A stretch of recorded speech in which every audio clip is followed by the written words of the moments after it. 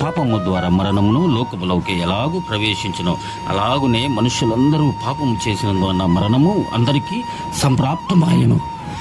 మనుషుని ద్వారా పాపము లోకంలోనికి వచ్చింది. మొదటి ఆదాము పాపం చేశాడు. పాపము ద్వారా ఆ పాపము మనుషులందరికీ సంప్రాప్తమాయను. మనుషులందరూ పాపము చేసినందువలన మరణము లోకములోనికి సంప్రాప్తించెను అని వ్రాయబడి ఉన్నది కదా. పూర్వదినాలలో రాజులు ఉండేవారండి. ఆ రాజులు ఒక అశ్వమును తీసుకొని అశ్వమును భూ ప్రపంచం మీదకి వదిలిపెట్టేవారు. ఆ అశ్వము ఎంత దూరము ప్రయాణమై వెళ్ళిపోయిందో అంత దూరము ఆ భూమి నాదే అనేవారు. ఆ అశ్వమును ఎవరైనా బంధించి, ఆ అశ్వమును ఎవరైనా కట్టడి వేసినా, ముట్టడి వేసి ఆ దేశములో ఉంచుకొని ఎడల ఆ దేశం మీద యుద్ధము చేయుటకు మేము సిద్ధమని దానికి సూచనగా ఉండేది. అయితే ఆ గుర్రమును ఎవరు కట్టించక ఏ దేశంలోనికి ఆ గుర్రం ప్రవేశించినో ఆ దేశము మాది, ఇక మీరు మాకు సామంతులుగా ఉండాలి, మాకు కప్పము కట్టాలి, మాకు పన్ను కట్టాలి. అది అశ్వమేధ యాగమని రాజులు అశ్వమేధ యాగం చేసి రాజ్యాన్ని వ్యాప్తి చెందించుకునేవారు. అయితే ఇక్కడ చూడండి, ఒక్క మనుషుల ద్వారా పాపము ద్వారా మరణము లోకములోనికి సంప్రాప్తించెను. ఆ మరణము లోకముమంతయు సంప్రాప్తించింది. ఆ మరణము లోకములోనికి సంప్రాప్తిస్తే ఆ మరణమును గెలువటకు ప్రభు అయిన యేసుక్రీస్తు వారు భూమి మీదకి వచ్చారు.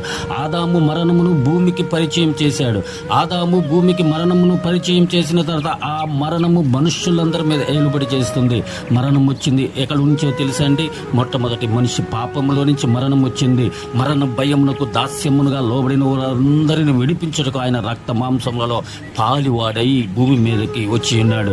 ఆయన భూమి మీదకి వచ్చి తన స్వరక్తమునిచ్చి పాప పరిహారం కొరకు రక్త ప్రోక్షణం అవశ్యం అనే మాట ద్వారా ఆ పరిశుద్ధుని రక్తము కారిస్తేనే పాపము పరిహారార్థమని ఆయన భూలోకంలో నుంచి దేవుడు మానవుడై భూలోకంలోనికి వచ్చి మన మధ్య సంచరించి సర్వ భూమికి ఆయన మరణము నుంచి తప్పించుటకు వచ్చినటువంటి యాగమే యేసుక్రీస్తు బలియాగం.